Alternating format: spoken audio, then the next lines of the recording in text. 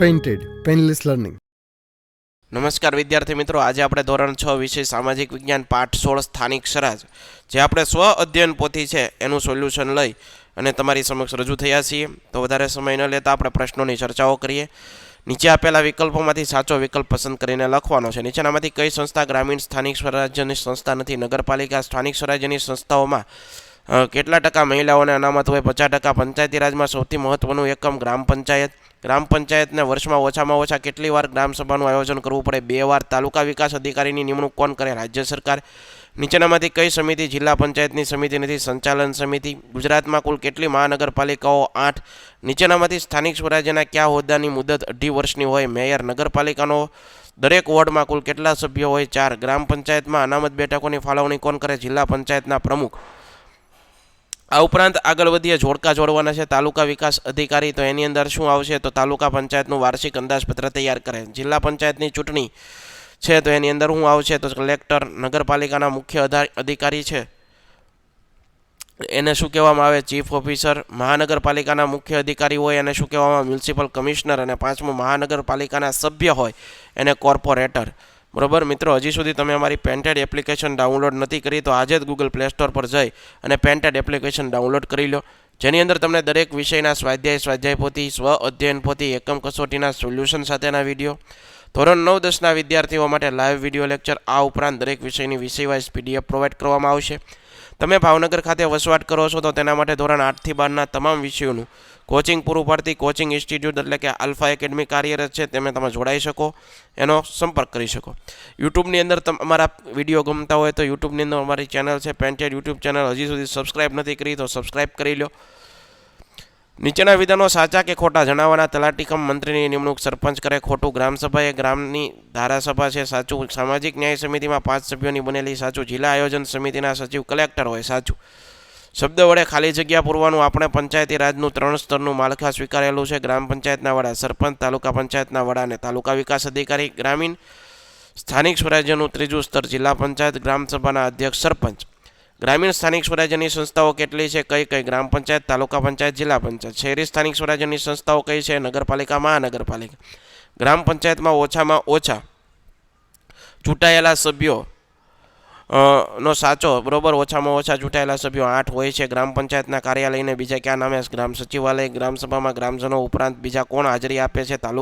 સરપંચ, તાલુકા અને જિલ્લાના અધિકારીઓ હાજરી આપે. તાલુકા પંચાયતનું વાર્ષિક અંદાજપત્ર કોણ તૈયાર કરે છે? તો તાલુકા વિકાસ અધિકારી.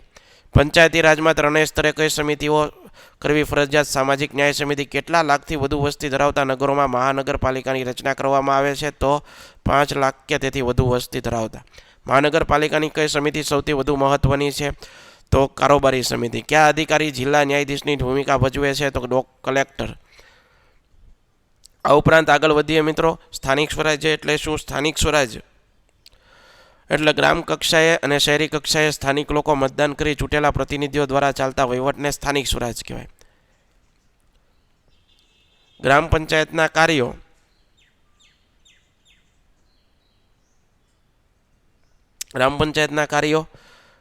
ગામના દરેક ઘરને નંબર આપવા, ઘર વપરાશ, પીવાના પાણીની વ્યવસ્થા કરી, ગામમાં જાહેર રસ્તાઓ બનાવવા, ગામમાં રસ્તાઓની સફાઈ તેમજ ગંદા પાણીના નિકાલની વ્યવસ્થા, જાહેર મિલકતોની જાળવણી, ગ્રામ વિકાસનું આયોજન કરવું.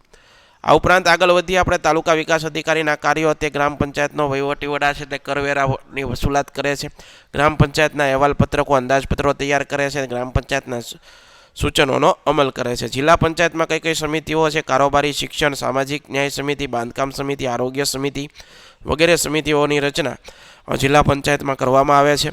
મામલતદારના કાર્યો સ્થાનિક સ્વરાજ્યની ચૂંટણી માટે મતદાર યાદી તૈયાર કરવી, ચૂંટણીઓ યોજવી, વિવિધ પ્રકારના દાખલાઓ, પ્રમાણપત્ર આપવા, મધ્યાહન ભોજન યોજના સંચાલન તેમજ નિયંત્રણ કરવું, કુદરતી આપત્તિઓ સમયે રાહત બચાવની કામગીરી વગેરે કાર્ય કરવા. સામાજિક ન્યાય સમિતિ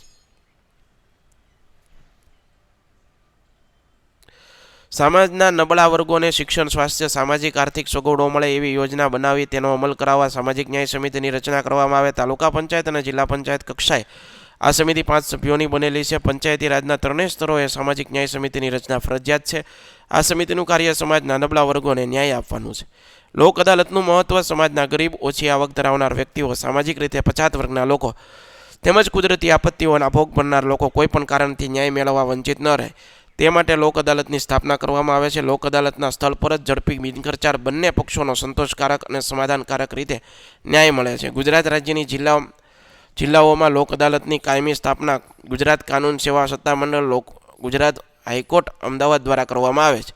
માગ્યા મુજબ જો તમારી સ્થાનિક સ્વરાજ્યની સંસ્થાની મુલાકાત લઈ તેના કાર્યોની નોંધ કરો. હું ગામમાં રહું છું. ગામના સ્થાનિક સ્વરાજ્યની સંસ્થા તરીકે ગ્રામ પંચાયત કાર્ય કરે છે, જેના કાર્ય નીચે મુજબ છે: ગ્રામ વિકાસનું આયોજન, જન્મ મરણનું રજિસ્ટર, જમીન દફતરની જાળવણી, જાહેર મિલકતની જાળવણી વગેરે. તમારી સ્થાનિક સ્વરાજ્યની સંસ્થાના ચૂંટાયેલા સભ્યોની તૈયારી કરો. વોર્ડ નંબર 1માં બધાના નામ આપેલા જોઈ શકો. આશા રાખું મિત્રો તમને આ સોલ્યુશન ગમ્યું હશે. ફરીવાર નવા વિડીયો સાથે મળશું. ત્યાં સુધી જય હિન્દ, જય ભારત, ધન્યવાદ. Painted, Painless Learning.